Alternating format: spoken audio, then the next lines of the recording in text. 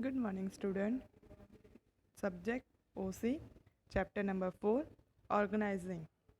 First, introduction. The goal of organization is set by planning. The success of management is not only based on planning but also an effective implementation of planning. The formal administrative structures that is performed to enable effective implementation of planning is called organizing. When more than one persons are working together towards the achievement of the common goals, the effective organization is essential. The success and goal achievement of any unit depend on proper division of work, distribution of authority and responsibility, delegations of authority amongst the employees, the objective which are determined at the time of formation of organization process, our methodology apply and for the same organization is inevitable. यहाँ पे दिया है सबसे पहले कि हमारा organisation का सिर्फ सक्सेस, हमारा जो प्लानिंग हमारा सेट करना होता है वो नेसेसरी नहीं होता है कि हमारा जो मैनेजमेंट का सक्सेस सिर्फ प्लानिंग पर डिपेंड नहीं होता है, जबकि जो भी हमने प्लानिंग किया है उसके हिसाब से काम हो, एग्जैक्ट उसको इम्प्लीमेंट भी करना, वो भी हमारा वो मेन हमारा प्रोसेस होता है। तो ऑर्गेनाइजेशन का मतलब होता है, ऑर्गेनाइजिंग का मतलब कि हमने जो भी प्लान किया है उसको हम इम्प्लीमेंट कर रहे हैं, हम उसको वर्क कर रहे हैं और उसके लिए हम पूरा उसको ऑर्गेनाइज कर रहे हैं, हम उसको पूरा स्टेप बाय स्टेप पूरा डन कर रहे हैं कि हमारा जो भी प्लान है वो इफ़ेक्टिवली कंप्लीट हो सके, इम्प्लीमेंट हो सके।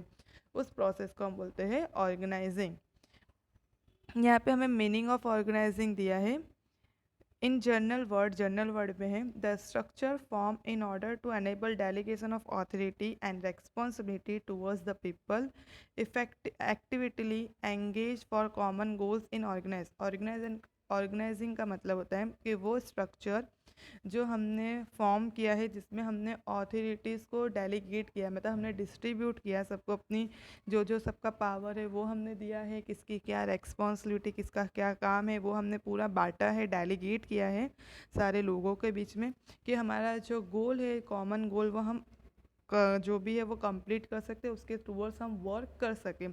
तो उसके लिए जो हमने स्ट्रक्चर फॉर्म किया है उसको कहते हैं ऑर्गेनाइजिंग। बहुत सारे ऑथर्स ने भी ऑर्गेनाइजिंग के कंसेप्ट डेफिनेशन दिया है, जैसे as per the Chester's cluster I Barnard ने दिया है the activity conduct by the cooperation of two और more than people and their coordination is called organizing. वो एक्टिविटी जो दो या दो से ज़्यादा लोग कोऑपरेशन और कोऑर्डिनेट करके आपस में मिलजुल के काम करते हैं पूरा एक साथ और वो पूरे वर्क करते हैं, उस वर्क को उस प्रोसेस को बोलते हैं ऑर्गेनाइजिंग। और भी बहुत कंसेप्ट है। It is inevitables to have it is inevitable to have the efficient organization for effective administration and management process. Most of problems of management arise due to ineffective organization in the management. Hence, the business unit could not achieve its goal in the specific time. If the business unit has capables and effective organizing, then through optimum use of resources, time, energy and money can be saved and problems in the activity of business can be avoided. Concept है कि organisation का बहुत सारे business होता है वो fail हो जाते हैं बिकॉज उनका मेन ये है कि उनने हमारे जो भी एडमिनिस्ट्रेशन वर्क है उसको इफेक्टिव वे में नहीं किया, उसने उनको ऑर्गेनाइज अच्छे से नहीं किया। दैट्स वाई बहुत सारे बिजनेस होते हैं वो अपने गोल्स होते हैं वो अचीव नहीं कर पाते। तो मेन है कि हम अगर अपने ऑर्गेनाइज के हमें कौन सा काम कब करना है, कितने रिसोर्सेस है, कितनी एनर्जी है, और उन सबको हमने ऑर्गेनाइज किया, उन सबको हमने स्ट्रक्चर में फॉर्म किया, तो हम अपना हमारा मेन है कि हम मैक्सिमम हमारा टारगेट जो भी गोल है वो हम अचीव कर सकते हैं। यहाँ पे हमारी कैरेक्टरिस्टिक दी है कि ऑर्गेनाइजेशन की क्या क्या कैरेक्टरिस्टिक होती है। तो सबसे पहले है goal oriented activity. The organization is created for the sake of achieving the goal of any business unit. In the business unit, the main objective as well as departmental objective or sub goal are also determined. In addition to that, there is also the individual's goal of the employees. Hence, the organization in linear structure that coordinate with the goal of business departmental goal and goal of employees. सबसे पहले है goal oriented activity. तो organise जो होता है वो हमारा goal oriented activity है। हमारे बिजनेस में बहुत सारे गोल्स होते हैं जिसको हमें अचीव करना होता है, और हमें बहुत सारे गोल्स होते हैं जो डिपार्टमेंटल गोल हो सकते हैं, सब गोल्स हो सकते हैं। तो हमें सबसे पहले वो डिटरमाइन करना है, और उसको अचीव करने के लिए हम सारे एम्प्लॉयज़ को एक साथ करते हैं और हम जो स्ट्रक्चर बनाते हैं कि हमारा गोल अचीव हो सके। तो सबसे पहले है कि हमारा कैरेक्टरिस्टिक है कि गोल ओरिएंटेड एक्टिविटी होती है। सेकेंड है planning base. Organization is made on the base of planning and objective determined by the planning. Hence before organizing it necessary have proper planning. Organizing जो भी होता है वो हमारे प्लानिंग पे होता है कि हमने क्या ऑब्जेक्टिव्स अचीव करना है और उसको हमें कैसे करना है, when to do, what to do, how to do, etcetera. तो सबसे पहले जब भी हमें ऑर्गेनाइज करना है तो हमें स्पेसिफिक प्लानिंग होना चाहिए और हमें उसके बेसिस पे ऑर्गेनाइज करना होता है। थर्ड है हमारा delegations of authorities and responsibility. The people working towards achievement of a common goal are allocated work as per as their capabilities and their skill. At the same time, such person also inform about their authorities. हमारा organisation में बहुत सारे लोग होते हैं जो हमारे achievement के लिए, हमारे कॉमन गोल के लिए वर्क कर रहे होते हैं। तो हम उनको पहले वर्क एलोकेट करते हैं कि कौन क्या काम करेगा, और एट द सेम टाइम हम बहुत सारे पीपल्स होते हैं जो एम्प्लॉयज़ होते हैं उनको हम ऑथोरिटीज़ देते हैं, उनको हम पावर्स भी देते हैं। तो ऑर्गेनाइजेशन हमारा हम डेलीगेट करते हैं कि किसकी क्या ऑथोरिटीज़ है और किसकी क्या रेस्पॉन्सिबिलिटी है, एक्सेट्रा। फोर्थ है importance to human element in organizing. Humans being are at the central. The success of any organized is dependent on the people who are working in it. हमारा है कि organising में हमारा human being central है कि जो भी काम करना है, जैसा भी करना है, वो पूरा ह्यूमन बीइंग्स कर रहे हैं, पूरा उनको हम पावर दे रहे हैं, उनको हम सारी ऑथोरिटीज़ दे रहे हैं। तो मेन हमारे वो सेंट्रल में है, और कोई भी ऑर्गेनाइजेशन का सक्सेस उसके वर्कर्स पर डिपेंड होता है कि उसके जो भी वर्कर्स है वो कितने ज़्यादा वर्किंग है, कितने इफ़ेक्टिव है। तो यहाँ पे ह्यूमन एलिमेंट है वो बहुत ज़्यादा इम्पॉर्टेंस होते हैं। Flexibility. When once the organization form there are chance for change in the same. Suitable change can be made according to changing circumstance और द सिचुएशन। कि हमारी जो भी है फ्लेक्सिबिलिटी मतलब चेंजेस होना चाहिए कि हमने एक बार ऑर्गेनाइज बना दिया, फॉर्म कर दिया, फिर उसका अगर हमें सेम टाइम कुछ बदलना भी हो तो हम कैपेबल है कि हम उसको चेंज कर सकते हैं।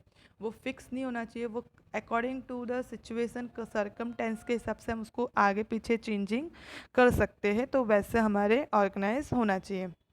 6 है establishment of inner relationship. The organizing establish interrelations among the workers, position or division. It's clear gives clarification about the relationship of an work of one work with another work. तो हमारा यहाँ पे कि हमें इंटर रिलेशनशिप ऑर्गेनाइज बताता है कि यहाँ पे हमारे बहुत सारे लोग हैं, कौन क्या काम कर रहा है, कौन किसके साथ रिलेटेड है। तो क्लैरिफाई होता है कि आपस में कौन किसका वर्कर है, कौन सबऑर्डिनेट है, कौन सुपरवाइज़र है, वो पूरा हमारे यहाँ पे ऑर्गेनाइजिंग में हमें एग्जैक्टली क्लैरिफाई होता है कि कौन किसके अंडर में वर्क कर रहा है। 7th monitoring and control.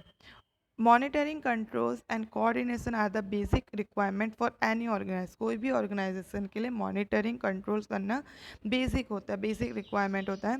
तो कोई भी एम्प्लॉयज़ जो भी अपना उसका टास्क परफॉर्म कर रहा है, उसके पावर रेस्पॉन्सिबिलिटी किस जो भी उसको असाइन किया है या नहीं किया, तो हम यहाँ पे आराम से उसको मॉनिटर कर सकते हैं कि किसको क्या काम करना है, किसको कौन सा काम नहीं करना है, किसकी क्या रेस्पॉन्सिबिलिटी, वो ईजीली हम मॉनिटर भी कर सकते हैं, उसको हम कंट्रोल भी कर सकते हैं।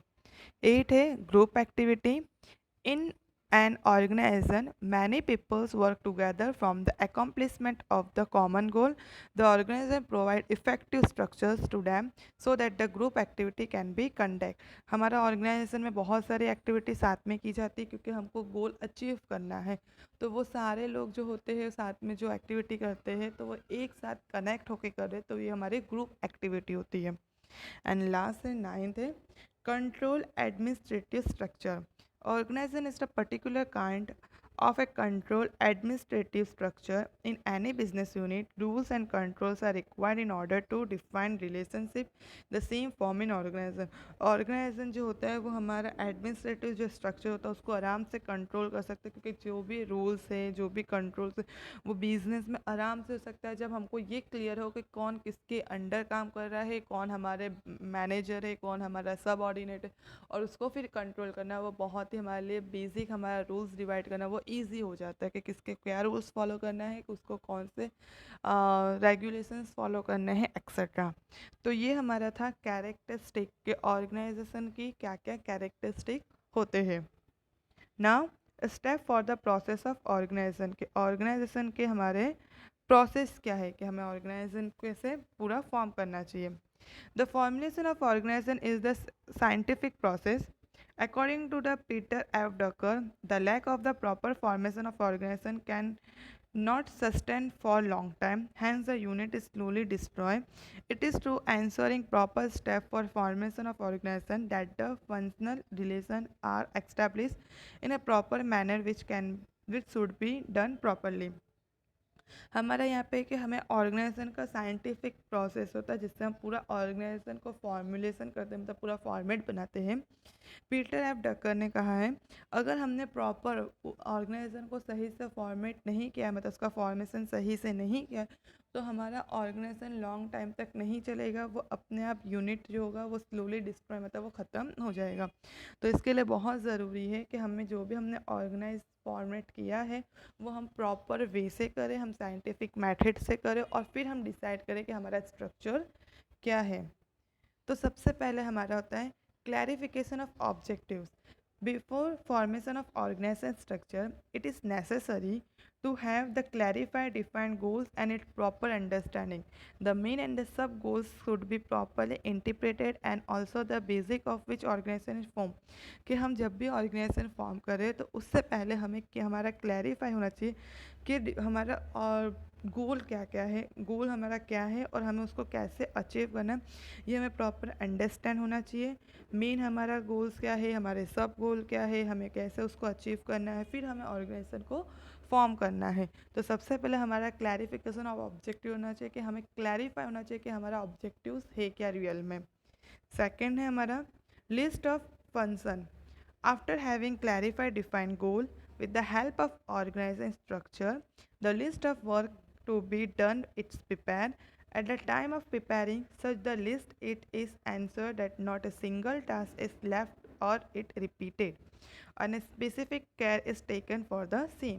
यहाँ पे एक लिस्ट ऑफ फंक्शन हमें प्रिपेयर करना है कि पहले हमने सबसे पहले हमने अपना गोल डिफाइन कर लिया कि हमारा गोल क्या है, फिर हमें उसकी हेल्प से हमारा स्ट्रक्चर डिफाइन करना है, उसमें हमें क्या क्या काम करने हैं उसकी पूरी लिस्ट बनानी है। जब भी हम लिस्ट बना रहे हैं तो हमें वहाँ पे एक आंसर रखना चाहिए कि कोई भी काम हमारा मिस नहीं हो रहा है, कोई भी काम हमारा रिपीटेड नहीं हो रहा है।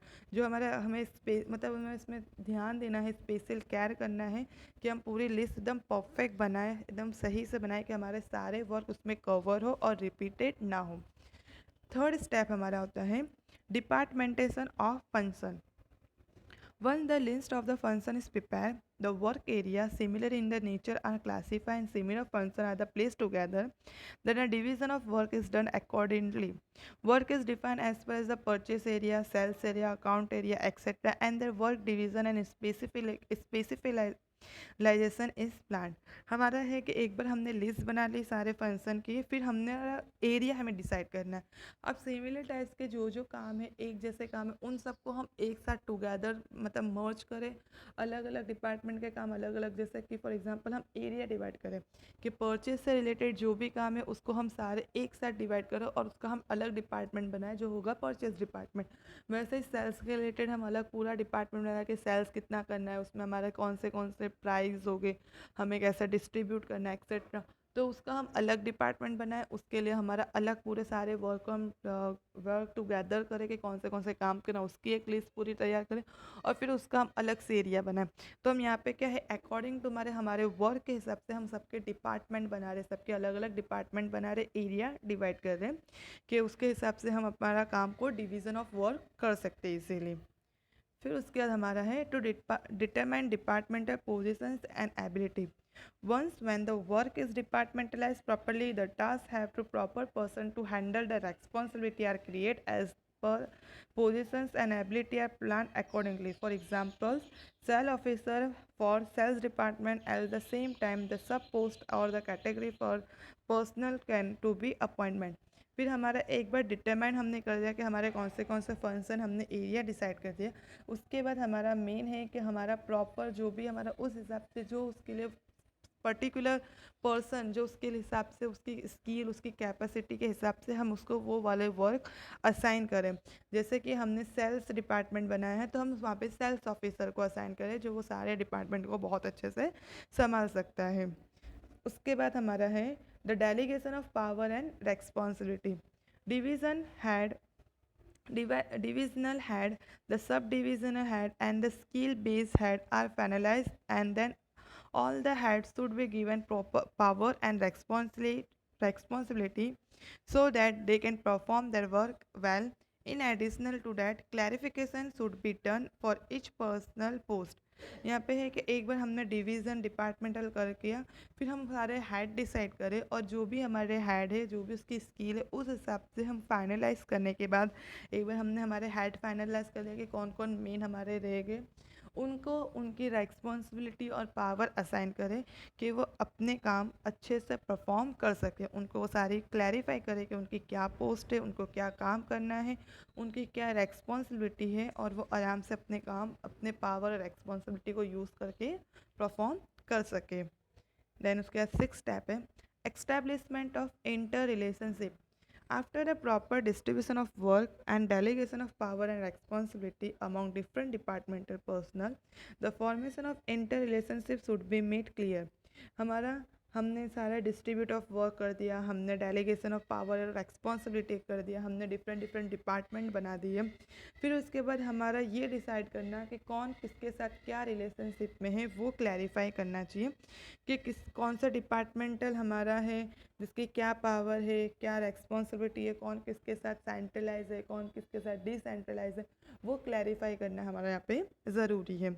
एंड लास्ट हमारा स्टेप होता है टू प्रिपेयर ऑर्गेनाइजेशन चार्ट, कि हमें ऑर्गेनाइजेशन चार्ट बनाना है in order to enables the people to have the perfect idea of each per one position and proper map should be prepare. हमारा कि कौन किसके अंडर में है, कौन क्या है, इसके लिए हम एक छोटा सा मैप बनाएं जिसमें हम क्लैरिफाई करें कि कौन किसका कौन किसकी क्या पोजीशन है, किसका क्या डिपार्टमेंटल है पूरा, और वो जो भी हमारा मैप है उसको हमारे नोटिस बोर्ड जो भी होता है उस पर डिस्प्ले करें। तो ये हमारा था कि हम ऑर्गेनाइजेशन का फॉर्मेशन मतलब उसका प्रोसेस क्या है। अब पहली चीज़ है जब भी हम प्रोसेस लिखेंगे तो हम स्टेप बाय स्टेप लिखेंगे। जो पहला स्टेप था according to the same step exactly repeated होना चाहिए, मतलब सीक्वेंस हमारा यहाँ पे हम आगे पीछे नहीं कर सकते। जैसे कि पहला हमारा क्लैरिफाई है ऑब्जेक्टिव, तो फर्स्ट स्टेप हमारा क्लैरिफिकेशन ही होगा। सेकंड लिस्ट होगा, लिस्ट ऑफ फंक्शन, फिर डिपार्टमेंटल ऑफ फंक्शन। मतलब हमें स्टेप बाय स्टेप जैसा एक्सेट दिया है वैसा ही लिखना है। मतलब ये तुम हेडिंग में ऊपर नीचे नहीं कर सकते हो क्योंकि प्रोसेस है, तो प्रोसेस सीक्वेंस जैसी दी है 1 2 3 तो 4 नंबर पे जो दिया है वो 4 नंबर पे ही लिखना है। तो ये तुम्हारा हो गया प्रोसेस। उसके बाद है स्ट्रक्चर ऑफ एन ऑर्गेनाइजेशन, कि मैनेजमेंट जो होता है वो बहुत उसके ऑर्गेनाइजेशन पे डिपेंड होता है कि उसका मैनेजमेंट कितना अच्छा है। तो ऑर्गेनाइजेशन का स्ट्रक्चर उसके टाइप्स पे डिपेंड होता है कि उसका नेचर क्या, उसका साइज़ क्या, कितना रिस्पॉन्सिबिलिटी है। बिजनेस के यूनिट पे डिसाइड होता है कि वो कौन से टाइप्स का ऑर्गेनाइजेशन मतलब है। तो यहाँ पे हमारे टाइप्स ऑफ ऑर्गेनाइजेशन दिया है, जैसे कि लीनियर है, फंक्शनल है, फॉर्मल, इनफॉर्मल और मैट्रिक। तो सबसे पहले है linear organization. Meaning, linear organization the most simple and ancient time of organization. Since many years it has been used in army and so it is also known as army organization. linear organization है वो बहुत ही simple है, बहुत ही Asian time से use होता है। ये बहुत मैनी टाइम से ना आर्मी जो ऑर्गेनाइजेशन यूज़ करते हैं उसको वही ऑर्गेनाइजेशन ये सेम ऑर्गेनाइजेशन हर बहुत सालों से आर्मी लोग यूज़ करते हैं। इसके लिए इसको एक और नाम दिया है जिसको हम बोलते हैं आर्मी ऑर्गेनाइजेशन। मतलब इसका दूसरा नाम है जिसको बोल सकते हैं तुम लोग army organization. In this kind of organization, the centralization of power is done on the top level.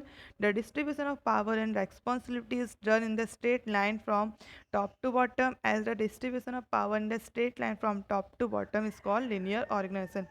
ये ऑर्गेनाइजेशन में क्या होता है कि सेंट्रलाइज पावर होता है. सेंट्रलाइज पावर का मतलब सारा पावर होता है वो टॉप के पास होता है.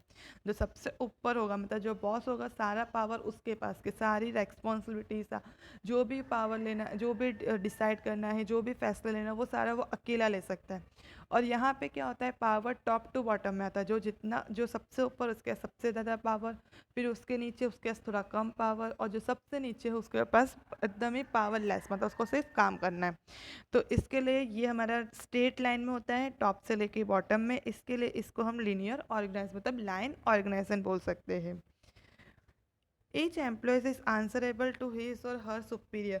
यहाँ पे हर ऑर्गेनाइजेशन में जो भी एम्प्लॉयज़ है वो अपने सुपीरियर, जो भी उसके ऊपर का है, उसको आंसर देने की रेस्पॉन्सिबिलिटी रखता है कि अगर उसका सुपीरियर उससे कोई भी सवाल पूछ रहा है, अगर उसने कोई भी गलती की है तो वहाँ पे उसको आंसर देना पड़ेगा कि वो उससे कैसे मिस्टेक हुई है.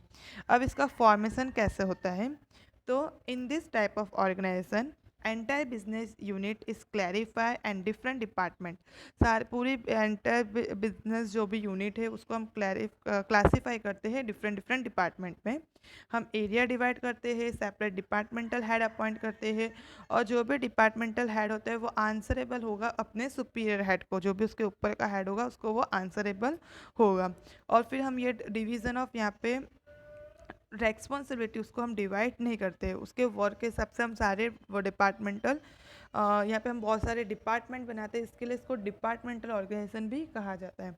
जैसे कि यहाँ पे है तुम्हारा लाइन ऑर्गेनाइजेशन है, फिर उसके नीचे टॉप बोर्ड ऑफ डायरेक्टर, फिर हमारा जनरल मैनेजर. अब जनरल मैनेजर के नीचे 3 डिपार्टमेंट हमने डिवाइड किया, एक प्रोडक्शन है, एक एडमिनिस्ट्रेटिव है, एक सेल्स है. फिर प्रोडक्शन से नीचे प्रोडक्शन के रिलेटेड, जैसे कि प्रोडक्शन के नीचे परचेस ऑफिसर है, फिर यहाँ पे प्रोडक्शन ऑफिसर है, उसके नीचे क्लर्क, इसके नीचे सुपरवाइजर, फिर नीचे foreman and worker. Administrative departmental में एडमिनिस्ट्रेटिव से रिलेटेड लोग को हमने डिवाइड किया है क्योंकि हमने ये एरिया बनाया. तो यहाँ में एडमिनिस्ट्रेटिव वर्क होगा, अकाउंट ऑफिसर है, और उसके नीचे क्लर्क. फिर सेल्स डिपार्टमेंट हमने मिलाया तो इसमें सेल्स के रिलेटेड हमने सारी एक्टिविटी की है. तो सेल्स ऑफिसर, एडवर्टाइजमेंट ऑफिसर, और उसके नीचे सेल्समैन और एम्प्लॉयज़. अब ये पावर यहाँ पे टॉप से बॉटम में जा रहा है, मीन्स बोर्ड ऑफ डायरेक्टर का सबसे ज़्यादा पावर है, उनके पास सबसे ज़्यादा ताकत है कि वो कोई भी फैसला ले सकते हैं. फिर जनरल मैनेजर है, अगर जनरल मैनेजर को इतनी पावर दी है कि ये सारे डिपार्टमेंट को कुछ भी डिसाइड करना है तो उनको जनरल मैनेजर से पूछना पड़ेगा. फिर यहाँ पे प्रोडक्शन से रिलेटेड कुछ भी फैसला लेना है तो प्रोडक्शन डिपार्टमेंट के पास पावर है. और नीचे वर्कर्स, तो वर्कर को सिर्फ वर्क करना है, अगर कुछ भी पूछना है तो वो ऊपर, मतलब अगर उसको फॉरमैन के पास इतना है कि वो वर्कर से सारे काम पूछ, मतलब वर्कर को आंसर देना पड़ेगा अगर फॉरमैन उससे कुछ भी पूछना है. जैसे एग्जांपल यहाँ पे क्लर्क है, तो अगर अकाउंट्स ऑफिसर क्लर्क से पास से कुछ भी पूछे तो उसके पास क्लर्क को वो उस टाइम पे आंसर देना पड़ेगा अकाउंट ऑफिसर से. तो यहाँ पे हमारा पावर कैसे फॉलो हो रहा है, टॉप टू बॉटम. तो ये हमारा है स्ट्रक्चर्स लाइन ऑर्गेनाइजेशन का. ये पूरा हमने जो यहाँ पे पढ़ा वो सेम यहाँ पे एक्सप्लेन किया है पूरा चार्ट के किसके नीचे कौन है, वो सारा है. ये हमारा मोस्ट, अब ये वाला ऑर्गेनाइजेशन किसके लिए फेवरेबल है, अगर हमारा बिजनेस यूनिट स्मॉल है, छोटा है, तो हम ये वाला ऑर्गेनाइजेशन फॉलो कर सकते हैं क्योंकि सारे फैसले बोर्ड ऑफ डायरेक्टर ले सकता है. क्योंकि बिजनेस छोटा है, उसको सब लोग के बारे में पता है, यहाँ पे काम कम है, लोग कम है, तो वो सारे फैसले अकेले भी ले सकता है. तो ये टाइप ऑफ ऑर्गेनाइजेशन उसके लिए फेवरेबल है जो बिजनेस यूनिट हमारा स्मॉल हो. तो ये टाइप्स ऑफ है जहाँ पे हमको कंट्रोल भी यहाँ पे हम कर सकते हैं. यहाँ पे यहाँ जो भी प्रॉब्लम्स है वो लिमिटेड प्रॉब्लम्स, अगर वैसा हमारा ऑर्गेनाइजेशन है तो हम ये वाला फॉर्मेट यूज़ कर सकते हैं. सेकेंड हमारा होता है फंक्शनल ऑर्गेनाइजेशन. अब इसका मीनिंग है linear organization give more importance to departmental than work. This is the greatest it is the greatest limitations of the kinds of structure. Keeping this limitation in mind, the work-based organizations came into existence. Linear organization has lack of specialized work as the stage is more on departmental and less on function. According to linear organization structure, the administrative and officer is the work unit have to perform many kind of tasks. It is obviously all of them are not expert in all the work variety, hence the structure form which is expert with specialized knowledge are given spatial responsibility in particular unit is called functional organization. अब linear organization में ज़्यादा importance है ना departmental को, क्योंकि वहाँ पे हर चीज़ के वर्क के हिसाब से डिवाइड किया है और वर्क के हिसाब से हमने डिपार्टमेंटल सारे बनाए हैं, मतलब डिपार्टमेंट बनाए हैं। तो वहाँ पे काम को उतना ज़्यादा इंपॉर्टेंस ना देके डिपार्टमेंटल को बहुत ज़्यादा इंपॉर्टेंस दिया, जो सबसे ज़्यादा लिमिटेशंस होते हैं। तो वो लिमिटेशंस को ओवरकम करने के लिए हमारा दूसरा ऑर्गेनाइजेशन होता है, जो होता है फंक्शनल ऑर्गेनाइजेशन। फंक्शनल ऑर्गेनाइजेशन में हम क्या करते हैं कि हम वर्क को तो डिवाइड करते ही है, साथ हम डिपार्टमेंट बनाते हैं, लेकिन उसके साथ साथ हम वर्क को भी इम्पोर्टेंस देते हैं और जो जिस फील्ड में ज़्यादा अच्छा है, स्पेशलाइज है, जिसका ज़्यादा नॉलेज है, हम उस हिसाब से वो फील्ड डिसाइड करते हैं और हम सारे अलग अलग ऑफिसर डिसाइड करते हैं। तो उसका फॉर्मेशन है हमारा functional organization gives special importance to work distribution and specialization. In this structure, the distribution of work is not done according to departmental, but according to nature of work. For each kind of work, departmental experts are appointed. Such experts are not only advisor, they also administrative head and also who has fully responsible for the task assigned to them. यहाँ पे है कि functional organisation में हमने importance दिया work को और हमने वर्क के हिसाब से डिवाइड किया, फिर हमने स्पेशलाइजेशन फाइंड पूरा फॉर्म किया है। यहाँ पे हमने डिपार्टमेंटल को इतना ज़्यादा इंपॉर्टेंस नहीं दिया है, हमने सब टाइप के वर्क दे रखे हैं और उस हिसाब से हमने सारे एक्सपर्ट अपॉइंट किए हैं और फिर एक्सपर्ट को डिवाइड किया है कि उनको कौन से काम करना है। जैसे कि ये हमारा ऑर्गेनाइजेशन का स्ट्रक्चर है। सबसे ऊपर है चीफ ऑफिसर, फिर हमने सिर्फ दो डिपार्टमेंटल बना दिया, एक है एडमिनिस्ट्रेटिव, एक है फैक्ट्री। अब एडमिनिस्ट्रेटिव से रिलेटेड मतलब ऑफिस से रिलेटेड हमने सारे काम यहाँ पे रखे, जैसे कि इंफॉर्मेशन है, डिसिप्लिन है, अकाउंट है, गाइडलाइन है, ये सारे ऑफिसर है और उसके नीचे एम्प्लॉयज़ मीन। और फिर हमने एक फैक्ट्री डिपार्टमेंटल बनाया जिसमें हमने फैक्ट्री से रिलेटेड सारे वर्क दिए, जैसे कि ग्रुप है, time officer, quality and maintenance और नीचे वर्कर्स। अब ये है कि यहाँ पे एम्प्लॉय से उसको इंफॉर्मेशन ऑफिसर भी काम दे सकता है, डिसिप्लिन ऑफिसर से भी काम ले सकता है, अकाउंट मतलब इस एम्प्लॉयज़ को ये सारे वर्कर्स से ऑफिसर वो काम दे सकते हैं। और हमने यहाँ पे सिर्फ डिपार्टमेंटल नहीं, यहाँ पे हमने वर्क के हिसाब से डिवाइड किया है कि हमारे डिपार्टमेंटल में कौन से वर्क होते हैं और हमने अलग अलग वर्क के लिए अलग अलग एक्सपर्ट हायर किए हैं और उन सबको यहाँ पे हमने उनके नीचे एम्प्लॉयज़ दिया और एम्प्लॉयज़ को सबको आंसरेबल करना पड़ेगा। फिर यहाँ पे ये है कि फैक्ट्रीज है, तो यहाँ पे एक चीज़ ये है कि इन्फॉर्मेशन है, वो ऑफिसर है वो एम्प्लॉयज़ को भी वर्क दे सकता है, एट द सेम टाइम अगर उसको वर्कर से कुछ काम है तो वर्कर के साथ भी रिलेटेड है कि यहाँ पे ये और वर्कर्स है, ये इस डिपार्टमेंट मतलब ये दोनों डिपार्टमेंट है वो आपस में एक दूसरे के साथ रिलेटेड है, क्योंकि यहाँ पे एक दूसरे को अगर काम की ज़रूरत पड़े तो वो एक दूसरे के साथ डिस्कस कर सकते हैं। सबसे ज़्यादा पावर होता है चीफ एग्जीक्यूटिव ऑफिसर के पास, फिर उसने पावर डिसाइड किया है यहाँ पे दो डिपार्टमेंटल और फिर इसके पास। अब ये टाइप्स ऑफ ऑर्गेनाइजेशन कहाँ पे ज़्यादा करके होता है, अगर हमारा ऑर्गेनाइजेशन ज़्यादा बड़ा है और वहाँ पे बहुत सारे काम्स होते हैं, बहुत सारे वेराइटी ऑफ वर्क होता है, बहुत सारे काम हैं जहाँ पे बहुत सारे वेराइटी है, तो उस टाइप के ऑर्गेनाइजेशन के लिए ये टाइप्स ऑफ फॉर्मेशन और ऑर्गेनाइजेशन फॉर्मेशन सूटेबल से मतलब फेवरेबल से। फिर हमारा है इसके बाद फॉर्मल ऑर्गेनाइजेशन। फॉर्मल ऑर्गेनाइजेशन का मतलब होता है meaning, in order to achieve the predetermined goal the formation और structure of relationship among the person and also the work is established which is known as formal organization. अगर हमें pre determined goal achieve करना है तो उसके लिए हम formal structure establish करते हैं और वो फॉर्मल जो पर्सन होते हैं एक दूसरे के साथ रिलेशनशिप में हो उसको बोलते हैं फॉर्मल ऑर्गेनाइजेशन। जैसे कि लाइन ऑर्गेनाइजेशन हो गया, फंक्शनल ऑर्गेनाइजेशन हो गया, ये हमारा फॉर्मल का एग्जाम्पल है।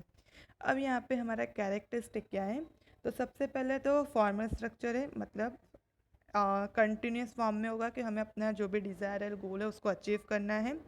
लैक ऑफ फ्लेक्सिबिलिटी, हम वहाँ पे चेंज नहीं कर सकते, हमने सारे एम्प्लॉयज़ को असाइन किया है, जो जिसको जो काम दिया, जिसको जो पोजीशन डिज़ाइन किया है वो वैसा ही रहेगा, उसमें हम कोई भी चेंज नहीं कर सकते।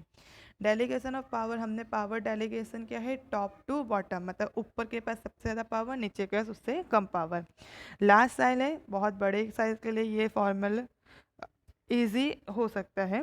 पर्टिकुलर लेसन, अगर हमें पर्टिकुलर हमारा स्ट्रक्चर यहाँ पे हमारा डिज़ाइन है, हमें सब पता है कि कौन किसके साथ कौन किसका सुपीरियर, कौन किसका सबऑर्डिनेट है। एंड कम्युनिकेशन, कम्युनिकेशन यहाँ पे फॉर्मल वे में होगा, मतलब बॉटम टू टॉप या टॉप टू बॉटम होगा।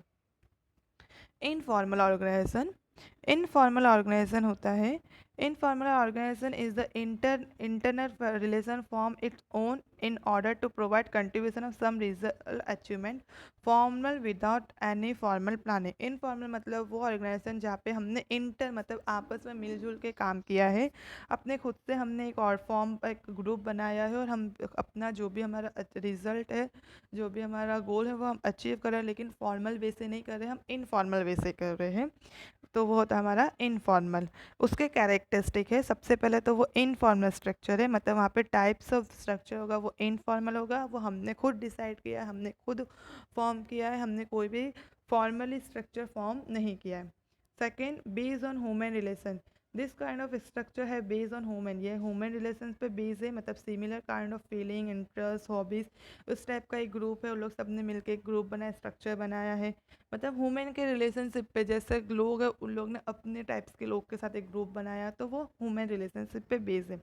एवर चेंजिंग, जब मन करे जब चेंज कर सकते हैं, क्योंकि ये इनफॉर्मल है तो हम इसको कभी भी चेंज कर सकते हैं। When employees leave one group, employee चाहे तो एक ग्रुप को छोड़ के दूसरे ग्रुप में ज्वाइन हो सकता है, जहाँ पे उसको अच्छा फील होता है, वो वहाँ पे ग्रुप में ज्वाइन होकर अपना काम अचीव कर सकता है। यूनिवर्सल, ये टाइप्स ऑफ ऑर्गेनाइजेशन यूनिवर्सल मतलब हर टाइप ऑफ बिजनेस में फॉर्म होता ही है, कि हम कहीं भी जाए तो वहाँ पे एक ग्रुप होता है जो लोग अपने आप से बनाते हैं, फ्रेंड्स जोन, जो खुद से ग्रुप बना के अपना काम करते रहते हैं, तो ये हर जगह यूनिवर्सल है। इनफॉर्मल कम्युनिकेशन, यहाँ पे इनफॉर्मल मतलब ऐसा नहीं कि टॉप टू बॉटम या बॉटम टू टॉप, जिसको जिससे ज़रूरत है, जिसको जिससे काम है, वो आपस में बात करके डिस्कस कर सकते हैं। स्मॉल साइज़ हो तो वहाँ पे ये स्ट्रक्चर बहुत इजी होता है, क्योंकि लोग कम हैं, तो वो आपस में मिलजुल के आराम से काम कर सकते हैं, फ्रेंडली नेचर से, कि सब एक दूसरे साथ फ्रेंड बन के ईजीली वर्क भी कर सकते हैं और अपना काम है वो आराम से अचीव भी कर सकते हैं। Lack of control, in this type of communication in circle no control is maintain, यहाँ पे कोई कंट्रोल नहीं हो सकता है, क्योंकि यहाँ पे कोई किसी का बॉस नहीं, कोई किसी का वर्कर्स नहीं है, सब आपस में ग्रुप है, तो कोई किसी पे कंट्रोल नहीं करेगा। Complement to the formal structure, the communication is developing for, ये जो भी है यहाँ पे ये इनफॉर्मल, ये हमारा फॉर्मल ऑर्गेनाइजेशन में से ही बनता है, हमने फॉर्मल में वर्कर्स रखे होते हैं, वर्कर्स आपस में फिर एक ग्रुप बना लेते हैं, तो इनफॉर्मल से ही ये स्ट्रक्चर हमारा, फॉर्मल से ही इनफॉर्मल स्ट्रक्चर हमारा क्रिएट होता है। तो ये हमारा फॉर्मल इनफॉर्मल हो गया। एंड लास्ट हमारा था फॉर्मेशन में matrix organization. Metric organization is the modern kind of organization which have two different type of structure.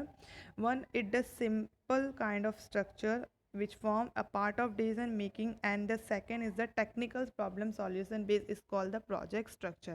The combination of both the result is metric organization. Metric सबसे modern kind of organization है, जिसमें दो structure बनते हैं, एक simple structure के हिसाब से हमने डिसाइड कर दिया कि किसका क्या काम है, सेकंड हमने टेक्निकल प्रॉब्लम देखा और फिर उस हिसाब से हमने पूरा स्ट्रक्चर बनाया है, और ये दोनों का कॉम्बिनेशन जो होता है वो होता है हमारा मैट्रिक ऑर्गेनाइजेशन। तो मैट्रिक में जो जो लिमिटेशन हमारे लीनियर की थी और फॉर्मल की, लीनियर की और फंक्शनल की जो जो लिमिटेशन थी वो यहाँ पे सॉल्व हो जाती है। अब इसका डिज़ाइन कैसे हुआ है, in matrix organization we find the combination of work base and project base organization. यहाँ पे दो है कॉम्बिनेशन, एक वर्क बेस है, एक प्रोजेक्ट बेस है। In this type of organization each project manager is given different type of work responsibility as many project manager are appointed। यहाँ पे ऑर्गेनाइजेशन में प्रोजेक्ट मैनेजर होता है और हर प्रोजेक्ट मैनेजर को उसके हिसाब से काम दिया जाता है, उसके हिसाब से रेस्पॉन्सिबिलिटी दी जाती है, इसके लिए प्रोजेक्ट मैनेजर हम असाइन करते हैं। सेम यहाँ पे हमारा एक्सपर्ट भी हमें चाहिए क्योंकि हमने टेक्निकल भी रखा है, तो हम उस हिसाब से एक्सपर्ट असाइन करते हैं और हम उसको एक्सपर्ट के हिसाब से हम उनको काम डिवाइड करते हैं। ये हमारा जैसे मैट्रिक ऑर्गेनाइजेशन है, तो सबसे ऊपर जनरल मैनेजर, फिर हमने दो डिपार्टमेंटल डिसाइड किया, एक होता है प्रोजेक्ट मैनेजर और दूसरा हुआ वर्क के हिसाब से। तो वर्क के हिसाब से हमने डिवाइड किया है production, purchase, engineering, research and development. फिर उसके बाद हमने प्रोजेक्ट के हिसाब से डिसाइड किया कि project manager 1, project manager 2, project manager 3, project के हिसाब से मैनेजर। अब ये दोनों कि अगर टेक्निकल कुछ भी प्रॉब्लम है तो प्रोजेक्ट मैनेजर सॉल्व करेंगे, और वर्क रिलेशन कुछ भी प्रॉब्लम है तो वर्क वो प्रोडक्शन मैनेजर सॉल्व करेंगे। और ये दोनों मिलके सारे जो भी काम है वो मिलजुल के करेंगे। मीन्स वर्कर है वो उसको प्रोजेक्ट मैनेजर के भी सारे काम करने हैं और प्रोडक्शन मैनेजर के भी सारे काम करने हैं, और ये आपस में सब एक दूसरे से रिलेटेड होते हैं। तो इसमें सबसे ज़्यादा ऑथोरिटीज़ होता है वो जनरल मैनेजर के पास होता है, और उसके बाद जो रेस्पॉन्सिबिलिटी और ऑथोरिटी वो डबल होती है। मींस प्रोडक्शंस के पास भी है और प्रोजेक्ट मैनेजर के पास है, तो दोनों के पास इक्वल ऑथोरिटी है, इक्वल रेस्पॉन्सिबिलिटी है, दोनों आपस में रिलेटेड है और दोनों मिलजुल के काम करेंगे। तो जितने भी ऊपर के सारे लिमिटेशंस थे वो सारे यहाँ पे सॉल्व हो जाते हैं। और ये ऑर्गेनाइजेशन ज़्यादा करके फेवरेबल उसके लिए जो टेक्नोलॉजी टाइप के काम करते हैं, जो बड़े बड़े कंपनीज होते हैं जहाँ पे टेक्नोलॉजी रिलेटेड होते हैं काम, उन टाइप के ऑर्गेनाइजेशन के लिए फॉर्म ये स्ट्रक्चर सबसे बेस्ट होता है। तो थैंक यू।